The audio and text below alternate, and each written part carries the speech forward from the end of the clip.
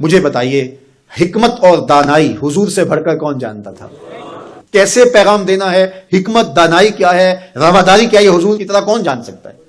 اور کفار مکہ کو سب سے زیادہ تکلیف کس بات پہ ہو سکتی تھی کہ ان کے بتوں کو غلط کہا جائے، اور انہوں نے کہا بھی کہ یہ نہ کریں، ہمارے بتوں کو غلط نہ کہیں، بلکہ حضور کے چچا کے پاس آئے، جناب ابو طالب کے پاس، کہ آپ اپنے بھتیجے کو سمجھائیے کہ ہمارے بتوں کے خلاف بات نہ کریں، انہیں کوئی دولت چاہیے تو بتائیں، انہیں کسی خاتون سے نکاح کرنا ہے تو بتائیں، انہیں تخت و تاج چاہیے تو بتائیں، لیکن ہمارے بتوں کو غلط نہ کہیں۔ تو حضور کے چچا حضور کے پاس آ کر کے کفار کی یہ بات سنانے لگے، تو آقا کریم نے کہا یا امی لو وضع الشمس فی یمینی والقمر علی یساری، میرے چچا اگر یہ سورج کو میرے دائیں ہاتھ پہ رکھ دے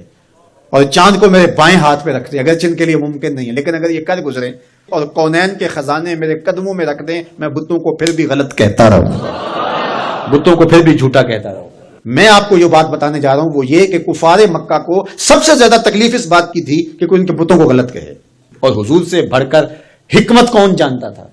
تو چلو اس بات کو آخر میں رکھ لیا جاتا، لیکن حضور جانتے تھے دین کی بنیاد ہی یہی ہے، کانٹے بچتے ہیں، گڑے کھدتے ہیں، جو بھی ہوتا ہے ہوتا رہے، لیکن لا الہ ہمارے کلمے کا آغاز ہی یہاں سے ہوگا،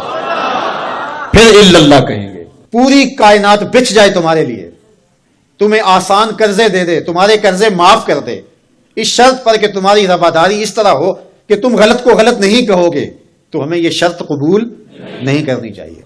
مختلف ادوار کے اندر ہر حکمران یہ کرتا ہے کہ وہ رواداری کے نام سے شریعت کی حدود سے تجاوز کرنا چاہتا ہے۔ شریعت کسی کے گھر کی لونڈی نہیں ہے، میرے محبوب کا لایا ہوا نظام ہے۔ 25 دسمبر ہو یا کوئی اور دن، ہولی ہو یا دیوالی یا کوئی اور موقع ہو، غیر مسلموں کے ساتھ ہمیں رواداری کا جو سبق ہمارے دین نے ہمیں دیا ہے ہمیں اچھی طرح سے یاد ہونا چاہیے۔ ہم نے غیر مسلموں سے رواداری کا طریقہ مغرب سے نہیں سیکھنا، آمنہ کے لال سے سیکھنا ہے۔ تو ہمیں کبھی بھی اس عقیدے سے انحراف نہیں کرنا چاہیے۔ ہمارے آیان اقتدار، ہمارے کار پرداز ذمہ دار حکومتوں کے تخت و تاج کے مالک مختلف ادوار کے اندر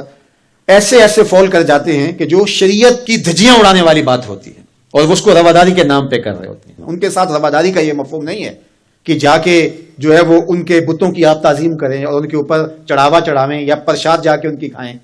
یا اسی طرح جو ہے وہ کرسمس ڈے کے اوپر ان کی تقریبات کے اندر اس طرح شامل ہوں کہ ان کے مذہبی شعار کو آپ جو ہے وہ اختیار کر رہے ہوں، تو یہ ہمارا دین اس کی اجازت نہیں دیتا۔ باقی وہ جو بات کہی گئی کہ تم ان کے جھوٹے خداؤں کو گالی نہ دو، وہ تمہارے سچے خداؤں کو گالی دیں گے، تو اس کا مفہوم یہ نہیں ہے کہ انہیں جھوٹا نہ کہو، انہیں غلط نہ کہو، بلکہ یہ ہے گالی نہ دو۔ سب و شتم سے روکا گیا ہے۔ گالی دینا شائستگی نہیں ہوتی، گالی دینا، سب و شتم کرنا، یہ تو آپ کا اپنا دہن بگڑے گا، آپ کی اپنی زبان خراب ہوگی،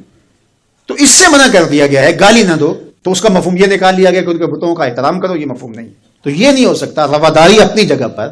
رعایا ہے اگر غیر مسلم اسلامی ملک کے اندر ان کے ساتھ اس نے سلوک اپنی جگہ پر، اور وہ ہمارے اسلام نے ہمیں واضح کر دیا ہے، ان کے ایک ایک حق کو متعین کر دیا ہے۔ فقہا نے اس پر بہت کھلے دل سے بحث کی ہے، کوئی امر مخفی نہیں رکھا گیا،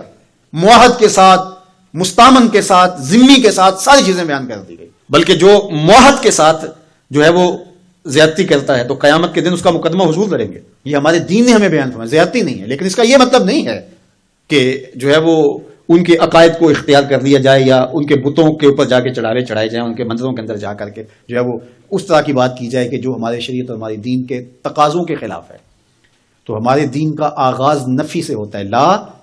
الہ، اس کے بعد ہے الا اللہ، تو اللہ کے علاوہ کوئی معبود نہیں ہے، اللہ ہی معبود حقیقی ہے، وہی معبود برحق ہے۔ ہماری پیشانیاں صرف اس کے حضور جھکیں گی، اس کے علاوہ ہماری پیشانی کسی کے آگے سجدہ ریز نہیں ہوگی۔ اللہ اکبر۔ حتیٰ کہ پیغمبر بھی ہوں، ان کا احترام ہماری زندگی ہے، لیکن سجدہ